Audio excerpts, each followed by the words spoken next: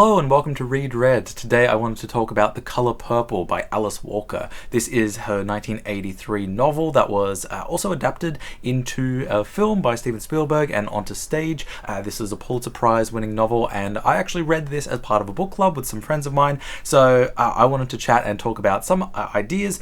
This is a pretty popular novel, and I am going to talk I'm going to talk about the plot rather quickly. I have pretty much 5 points, it looks like, that I want to talk about the novel, but then after that I'm just going to go through reading notes and just kind of see where we go off from there. Those 5 points, they'll probably be reiterated once I come back into the reading notes, but really quick plot summary and what this novel is about. It is a novel set in the sort of early 20th century, 1920s, 1930s, south of America, sort of Georgia, but never really explicitly stated. It is post-slavery, but there is still a lot of racism that is going on. Our main character, or I'll talk about main character in a second, but so there's obviously still a lot of racial tensions. There's a lot of racism going on from whites on to blacks, but also one of the things that this book explores, which is sort of one of the points, is about black women within black communities. And there's sort of black women in intra and extra racial circumstances. So we'll see how black women deal with and are treated within black communities, and then also how white people treat them later on. And there's a cool juxtaposition, but I'm kind of getting ahead of myself. So the main characters to keep in mind, really we have Celie, who's at the center of it all. She's our main character. She's the one who is writing most of the letters. This is an epistolary novel. And so they start off with her writing letters to God because early on someone, I think it's an unnamed person, but probably the man who she believes is her father, says in the famous opening line, you better never tell nobody but God, it'd kill your mommy. And so it is also written in dialect, which that's another point that I'll get to. But anyway, so yeah, we start with Celie. She's our main character.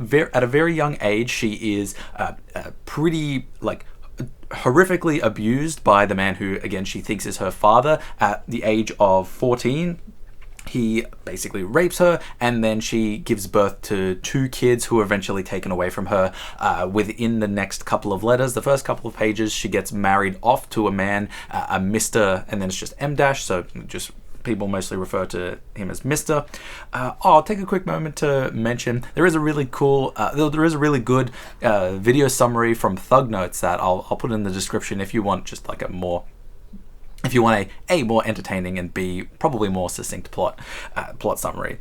But anyway, Celie, she gets married off to this Mr., and Mr. has kids from his previous marriage, and so Celie has to sort of take care of them. And of the kids, the only really important one is Harpo. But Celie is our main character. We also have Nettie, who is Celie's sister, who was actually the person who Mr. originally wanted to marry, but basically some circumstances, Nettie ran away. Celie thinks that Nettie is dead. It's revealed partway through that no, Nettie's not dead, and we actually get some letters from Nettie. Letters from Nettie to Celie. The other most important character is definitely Shug Avery. Shug Avery is an old mistress of Mr., and she's a jazz singer. She actually comes in when she's feeling very ill to live in the house, and there's a little bit of a kind of back and forth. Shug Avery doesn't really treat Celie very well, of course, because she sees Celie as just, a lot of reasons, but she sort of sees Celie as being so submissive because Celie has had to sort of learn to be in order to survive. And there is even a quote where she talks about, at least, Nettie tried to do all these things and look what's happened to her. At least I'm here. At least I'm alive. But in really a kind of great twist, what happens, well, it's not a twist, but in a great development, what ends up happening is that Shug Avery develops a bit of an affection. They develop an affection for each other. Shug Avery actually teaches Celie how to masturbate, which acts as a sort of sexual liberation moment, because Celie talks about how she's never had a pleasant sexual experience in her life with anybody. they don't become a couple, they're not in a relationship, but eventually, yes, they do become lovers, and that kind of sort of has its ups and downs. So Celie very much has no attraction for men, but Shug Avery is obviously bisexual, and that's another thing, is that the book is kind of deliberate in avoiding terms like lesbian, bisexual, etc., because I think it's because it's probably more appropriate for that time, that they wouldn't have been as common terms. But yeah, basically TLDR, because those are our three main important characters: Celie, Shug Avery, and Nettie. And the plot is that at some point halfway through the book, we find out that Nettie is actually alive, and also Celie's kids, who were fathered by this supposed father. I keep saying supposed father. It's because it's a stepfather. So even though it's still terrible, but it's not incestuous terrible. Those are alive. So those kids are alive, and also Nettie's alive. Nettie's gone overseas to Africa to serve as a missionary with these kids and with another family. And so they have some back and forths as Celie sees through Nettie sort of what life is like in Africa as well. And so there is this juxtaposition of kind of women in black. Women in intra and extra racial circumstances in America, and also in Africa, because in Africa they're dealing with a lot of tribe communities, but then also there's a lot of industrialization and building going on from some of the higher ups, some of whom are white people, and so that's a cool juxtaposition. But yeah, basically what happens, the plot goes on, there's letters back and forth. Celie eventually starts her own business, she starts making pants, she gets some money, her stepfather dies, and she inherits that estate, so she's able to go and sort of work, and she's able to get away from Mister. She has a pretty chill zen life, and then in the very end, actually, Nettie, her kids, and Nettie's husband, they come back and they live with her, and it's like really a legit happily ever after story. It's kind of crazy, and I will get to that ending, but like I said, there are 5 things that I want to talk about, and I want to just say it now so that I don't forget it. But the first is the pros and cons of dialect and changing dialect specifically. Celie's conception of God and the very last chapter, Virginia Woolf's A Room of One's Own and Zadie Smith's response to that, an exploration of women in intra and extra racial communities, which I already said, and then also just sexuality. So, actually, I'll start with the third point with Virginia Woolf. So, I was listening to Zadie Smith talk, and she was saying that one of the things that Virginia Woolf said in A Room of One's Own when Woolf was talking about female writers is that one of the problems with a lot of works being written by females is that at the time a lot of it was very angry, and it was very angry at men, and Woolf believed that this was a problem because it muddied or it murkied or it compromised the quality of the prose and the writing.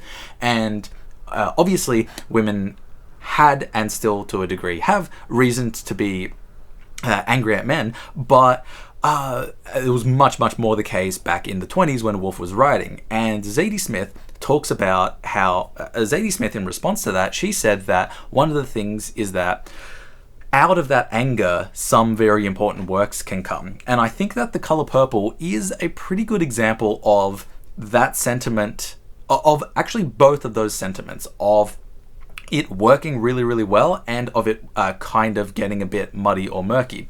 And the way that manifested for me was pretty much the fact that I felt the first half of the novel was pretty immaculate. Like, I thought it was amazing world building. I thought that Walker had developed the character of Celie, had really accurately painted a picture of what she was going through and really had us empathizing with her. And one of the ways in which she did that was by using dialect. And so because we're sinking into it, naturally there is this natural response for us to think about it as sort of more legit or more real because we're reading it in this dialect. And then what happens is when halfway through we get to the part where we're getting letters from Nettie, and Nettie is a bit more educated. She writes in more standardized English, and I feel like what happened there was that the dialect actually became a double-edged sword, because what we gained from having so much immersion in the first half for me at least, with regards to the pacing of the book, it just ground to a halt, and I was like, okay, we've pretty much gone from a masterclass of showing to now here is Nettie through Alice Walker, narrator, author voice, just telling us a bunch of stuff. And so that's why I found that all of the first half of the book is still so great. And even the information that happens, that is explored in the second half of the book with the letters from Nettie, is interesting, but the fact that we were immersed through this dialogue and then we changed to a different dialogue, that had pacing problems for me. That and it's not like a grand sweeping problem of the novel. It's not like a great critique or anything. It's just that for me, in the moment to moment reading, I was like, oh wow, I was absolutely addicted to this book, and now I'm just kind of waiting to get to the next letter, and so that was something I just thought, and I don't know if that's a solvable problem. I don't know because it's almost like the more I got immersed, the more excellent Walker was in using Seeley's dialect, the more it was going to hurt to get away from that. So I don't know if there is a solution to that, and of course it might not have happened. Like, a lot of people obviously like that switch in dialect, but yeah. So Seeley's conception of God and the very last chapter, the very end of the book. So one of the cool things that Walker explores in this book is that Seeley sort of goes on a journey of getting away from a kind of white Protestant ideology of God as being this white bearded man in the sky, and starts to get a almost maybe sort of Siddhartha universe and everything is God approach. And so one of the ways in which that's brought on is really because of Shug Avery comes from her exploring her sexuality with Shug Avery, and Shug Avery starts to bring in these ideas like God wants us to see the color purple in the field and to appreciate it, and one of the things what happens is that Seeley goes through a real crisis with God. So the letters start being directed to God because of the things that happen with Nettie, and she realizes that Nettie is actually alive. The letters stop being to God and they start being to Nettie, and because she starts to lose faith, and then she goes through all of these things. She has this excellent journey, really, in the latter half of the book, and she starts to have this more holistic, almost modal conception of God, and that synchronized really well, I think, with the fact that the letters told her that Nettie, her husband, and Seeley's kids, who are kind of the adopted kids now of Nettie and this man,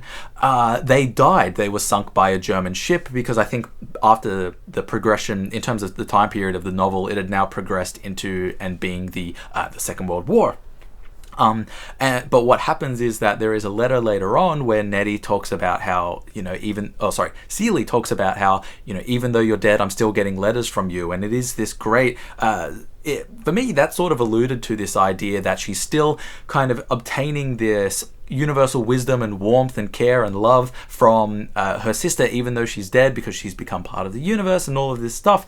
And then actually the fact that she was alive, it was really legitimately a plot twist. It was sort of a expectation subversion, and my conflict with this was that I felt that it was so I felt that it was textually consistent, or subtextually consistent almost, and subtextually consistent, I guess, for her sister to actually be dead and for all the things that I said. And so when she came, it was a little bit like, oh, you already had this cool symbolic thing that you'd sorted out. But then I was also like, well, why can't one nice thing happen to this woman? Like, Jesus. So then I felt bad for myself, but I was also like, oh, but you'd set up all of this thing, and this feels kind of just like a last minute change to make it have a happy ending. And so, yeah, I don't know, the ending was like, that was my experience with the ending. I don't know if you felt that as well, but I have heard that some people did also find it unexpected. At least they might have liked it, they may not have liked it, but they also found it unexpected that it had such a happy ending. So I think that's pretty much all I want to say. From here, I'm now just going to go through, find some highlights, extracts, and just read them. So an early occurrence of the motif with the color purple, when Celie is talking, she's imagining what color Shug Avery would wear. She says, "She like a queen to me, so I say to Kate, something purple, maybe little red in it too. But us look and no purple." So yeah, just an early showing up of the color purple motif. And then again, talking about the subservient attitude that keeps her alive. She said, "I don't say nothing. I think 'bout Nettie dead. She fight, she run away. What good it do? I don't fight. I stay where I'm told, but I'm alive." And yeah, just to give you guys some context as to what this sort of relationship was like with Celie and Mr. She's having a conversation with Shug Avery, and she finds out that her husband's name is Albert, and she didn't know this. She didn't know what her husband's first name was because she just always called him Mr. Alice Walker has a really great way of describing the sort of numbness or anesthesia that these sort of women would need to kind of put on themselves in order to just get through every day. When Celie says, "I know what I'm thinking about. I think nothing and as much of it as I can." And again, Shug Avery talking about her understanding of God. She say, "Celie, tell the truth. Have you ever found God in church? I never did. I just found a bunch of folks hoping for him to show. Any God I ever felt in church, I brought in with me. And I think all the other folks did too. They come to church to share God, not find God." And this is actually a great point. It's kind of a subtle thing that you feel, is that as Nettie starts to get letters from... As Celie starts to get letters from Nettie, her English starts to slightly improve, which is cool.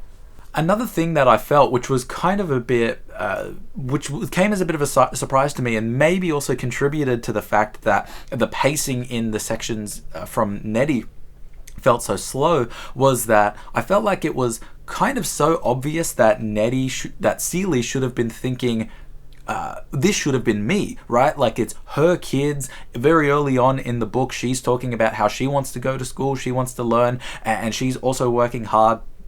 However, we just get like a long string of letters from Nettie, and of course it's because Celie is catching up and she's just sort of reading them, and Celie sort of transfers that into a really kind of deep despisal of Mr. and so on. But I think it could have been a cool nuanced feeling to explore of Celie almost being angry that it wasn't her, like maybe could have even had a slight little bit of jealousy for her sister, but yeah. And there's a degree of also needing to forge a new identity as being specifically African Americans, because one of the big reasons that Nettie and the missionaries end up pretty much having to leave and come home is that they're just not connecting with these people. They're unable to sort of course they're trying to bring Christianity to them, but there's also such a fundamental distinction. And I think that Walker wrote it so well when she just wrote, "The Africans never asked us to come, there's no use blaming them if we feel unwelcome. It's worse than unwelcome," said Samuel, the man, the missionary man. "The Africans don't even see us. They don't even recognize us as the brothers and sisters they sold." But yeah, I think that's pretty much all I wanted to talk about with The Color Purple. I know I did leave out a lot of things like Harpo and his wife Sophia and so on, but just to keep this video a little bit succinct, I wanted to trim it down to just those core points that I wanted to explore. Thank you so much for watching. I hope you enjoyed the video, and yeah, I'll see you in the next one.